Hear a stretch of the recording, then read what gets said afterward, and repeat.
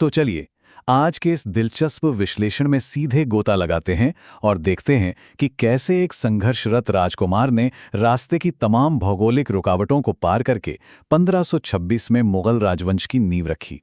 ये सिर्फ एक युद्ध की कहानी नहीं है, बल्कि भूगोल और रणनीति के एक बहुत बड़े और ऐतिहासिक बदलाव की कहानी है। इस पूरी कहानी और इसके भू राजनीतिक इतिहास को आसानी से समझने के लिए हम इसे 5 अहम हिस्सों में बांटकर देखेंगे। पहले फरगना के राजकुमार की बात करेंगे, फिर भारत की ओर उनके रुख, उस समय के बटे हुए उपमहाद्वीप, पानीपत जिताने वाली रणनीतियों और अंत में मुगल साम्राज्य की सुरक्षा और स्थापना पर चर्चा करेंगे। तो चलिए आगे बढ़ते हैं। इतिहास का ये पहलू विचार करने के लिए सच में बेहद दिलचस्प है। जरा सोचकर देखिए, क्या ऐसा हो सकता है कि कोई अपना ही पुश्तैनी शहर एक नहीं, दो नहीं, बल्कि 3-3 बार हार जाए और फिर वही हार किसी दूसरी जगह पर एक विशाल साम्राज्य के निर्माण की वजह बन जाए? कमाल की बात है ना। तो शुरुआत करते हैं हमारे पहले भाग से, फरगना के राजकुमार की कहानी। बात है 1483 की, जब ट्रांस ऑक्सियाना क्षेत्र के भीतर फरगना में ज़ाहिरुद्दीन मोहम्मद बाबर का जन्म हुआ था। उनका सबसे बड़ा सपना था तैमूर की राजधानी समरकंद पर राज करना। लेकिन उनका संघर्ष देखिए, 1497 में पहली बार सिर्फ 100 दिनों के लिए ही वो समरकंद पर कब्जा कर पाए। फिर 1501 में 8 महीने के लिए और 1514 में फारसी गठबंधनों की मदद से एक छोटा सा अंतिम कब्जा। मतलब 3 अलग अलग बार जीतने के बावजूद वो कभी भी इस शहर को लंबे समय तक अपने पास नहीं रख पाए। अब सवाल उठता है, ऐसा क्यों हुआ? इसका जवाब है उनका सबसे बड़ा दुश्मन उज़्बेक नेता शैबानी खान। ये उनके भू राजनीतिक संघर्ष को बहुत ही साफ तरीके से दिखाता है। समरकंद पर नियंत्रण के इस प्रयास में बाबर को बार बार शैबानी खान से हार का सामना करना पड़ा। 1502 के आसपास सरे पुल के युद्ध में मिली करारी हार ने तो बाबर के मध्य एशियाई सपनों को पूरी तरह से चकनाचूर कर दिया। और यहीं से आता है हमारा दूसरा भाग, जो एक बहुत बड़ा रणनीतिक बदलाव है। जब लगातार होने वाले नुकसान ने उन्हें अपनी दिशा बदलने पर मजबूर कर दिया। पश्चिम के रास्ते बंद हो गए थे, तो अब पूरब की ओर देखना ही इकलौता विकल्प बचा था। इसे अगर भूगोल के नजरिए से देखें तो आमू दरिया नदी एक बहुत ही मजबूत प्राकृतिक और राजनीतिक दीवार बनकर खड़ी हो गई थी। इस नदी ने ईरान, उज़्बेकिस्तान और बाबर के बचे खुचे इलाके को ऐसे बांटा कि पश्चिम की तरफ उनके विस्तार का रास्ता पूरी तरह से ब्लॉक हो गया। उन्हें मजबूरन पूर्व की ओर अपना ध्यान लगाना पड़ा। तो फिर क्या हुआ? बाबर ने बड़ी ही चालाकी से और एक सुनियोजित तरीके से आधुनिक अफगानिस्तान की तरफ अपना रुख किया। 1504 में काबुल और गजनी को सुरक्षित किया, फिर 1507 में कांधार पर कब्जा किया। बीच में 1511 से 1514 के दौरान बुखारा जीतने के लिए उन्होंने शिया इस्लाम अपनाते हुए ईरान के शाह इस्माइल के साथ एक स्थायी गठबंधन भी किया, ताकि अपना बफर क्षेत्र बढ़ाया जा सके। उनका ये बढ़ता हुआ दबदबा उनकी उपाधियों में भी साफ झलकता है।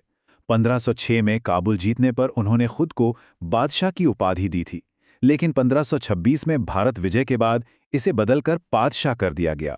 ये महज शब्दों का हेरफेर नहीं था, बल्कि एक क्षेत्रीय राजा से एक विशाल साम्राज्य के शासक बनने का बहुत बड़ा सबूत था।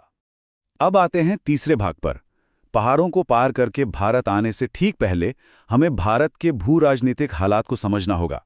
सच कहें तो आक्रमण के ठीक पहले भारत छोटे छोटे टुकड़ों में बुरी तरह बटा हुआ था और किसी भी बड़ी केंद्रीय शक्ति का पूरी तरह से अभाव था। जरा इस बंटवारे को देखिए। बंगाल में नुसरत खान, मालवा में महमूद शाह द्वितीय, गुजरात में बहादुर शाह और मेवाड़ में शक्तिशाली राणा सांगा। ये सभी अलग अलग स्वतंत्र शासक थे जो अपने अपने इलाकों में मजबूत थे और दिल्ली के इब्राहिम लोदी के साथ अक्सर टकराव की स्थिति में रहते थे। एकदम बिखरा हुआ माहौल था। और ये सत्ता का संघर्ष इतना ज्यादा बढ़ गया था कि स्थानीय नेताओं ने ही बाहरी सैन्य दखल की मांग शुरू कर दी। जी हां, पंजाब के दौलत खान लोदी और मेवाड़ के राणा सांगा के दूतों ने बाकायदा काबुल की यात्रा की, ताकि दिल्ली के खिलाफ बाबर से मदद मांगी जा सके। अब बढ़ते हैं हमारे चौथे और सबसे रोमांचक भाग की तरफ, पानीपत जिताने वाली रणनीतियां। देखते हैं कि कैसे एकदम सदी हुए कदमों की वजह से दिल्ली का तख्ता पलट हुआ। ज्यादातर लोगों को लगता है कि पानीपत बस एक ही झटके में जीता गया युद्ध था, लेकिन ऐसा बिल्कुल नहीं है। ये एक अंधे आक्रमण के बजाय पूरे 5 हमलों की एक बहुत ही सोची समझी सीरीज थी।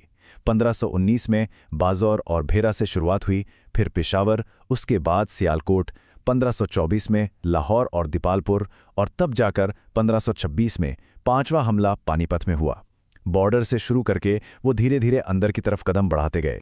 इन शुरुआती हमलों में सबसे बड़ा गेम चेंजर साबित हुआ 1519 का बेरा किले का हमला। पता है क्यों? क्योंकि भारतीय उपमहाद्वीप के इतिहास में यह पहली बार था जब जंग के मैदान में बारूद और तोपखाने का इस्तेमाल किया गया था। ये एक ऐसी तकनीक थी जिसके लिए भारतीय सेनाएं बिल्कुल भी तैयार नहीं थी। फिर आया 21 अप्रैल 1526 का ऐतिहासिक दिन, जब पानीपत में इब्राहिम लोधी से आमना सामना हुआ। इस युद्ध में जीत का सबसे बड़ा कारण थी तुलुगमा रणनीति। और सबसे बड़ी विडंबना देखिए, ये सैन्य घेराबंदी की वही तकनीक थी जिसे बाबर ने अपने पुराने दुश्मनों यानी उज़्बेकों से सीखी थी। इसमें सेना को बांटकर दुश्मन को बाएं, दाएं और पीछे से एक साथ घेर लिया जाता है। और इस तुलुगमा के साथ बाबर ने मिलाई रूमी रणनीति। ये एक ऑटोमन तकनीक थी जहां तोपों को रणनीतिक रूप से इतनी चालाकी से सेट किया जाता है कि वे दुश्मन की पंक्तियों को पूरी तरह तहस-नहस कर दें। इन दोनों रणनीतियों के जबरदस्त मेल ने लोधी की पुरानी स्टाइल वाली विशाल सेना को बुरी तरह रोंद डाला और इब्राहिम लोधी वहीं युद्ध के मैदान में मारा गया। चलिए अब आते हैं हमारे आखिरी भाग पर, मुगल साम्राज्य को सुरक्षित करना। क्योंकि दिल्ली पर कब्जा करना तो बस एक शुरुआत थी, इस नए साम्राज्य को बचाए रखने के लिए बिना रुके लड़ना जरूरी था। साम्राज्य सिर्फ जीतने से नहीं, उन्हें कायम रखने से बनते हैं। मुगल सत्ता को मजबूत करने की ये स्पीड सच में हैरान कर देने वाली थी। जरा सोचिए, लगातार 4 साल और 4 बड़े युद्ध। 1526 में पानीपत जीतने के ठीक बाद 1527 में खानवा में राणा सांगा को हराया। फिर 1528 में मध्य प्रदेश के चंदेरी में मेदिनी राय को मात दी और 1529 में सीधे बिहार पहुंचकर घाघरा का युद्ध लड़ा। इतने बड़े इलाके में लगातार अपना दबदबा बनाना कोई छोटी बात नहीं थी। लेकिन इतनी शानदार जीतों के बावजूद भारत में बाबर का वक्त बहुत ही छोटा रहा और 1530 में उनका निधन हो गया। शुरुआत में उन्हें आगरा के पास आराम बाग में दफनाया गया था, लेकिन उनकी आखिरी इच्छा थी कि उन्हें काबुल में दफनाया जाए, इसलिए बाद में उनके अवशेषों को वहां ले जाया गया। उनकी ये अंतिम यात्रा साफ दिखाती है कि जिन जमीनों को उन्होंने सबसे पहले जीता था, उनसे उनका कितना गहरा लगाव था। अंत में इस पूरे विश्लेषण को समेटते हुए एक बड़ा ही विचारोत्तेजक सवाल छोड़कर जाते हैं। जरा सोचिए, अगर बाबर ने उज़्बेकों से लड़कर समरकंद को सफलतापूर्वक बचा लिया होता तो क्या भारत में कभी मुगल साम्राज्य बन पाता? बिल्कुल नहीं। यह देखना अपने आप में कितना अद्भुत है कि कैसे मध्य एशिया की एक हार ने अनजाने में ही सही पूरे भारतीय उपमहाद्वीप का भूगोल और इतिहास हमेशा के लिए बदल कर रख दिया। उम्मीद है आज के इस विश्लेषण से आपको बहुत कुछ नया जानने को मिला होगा।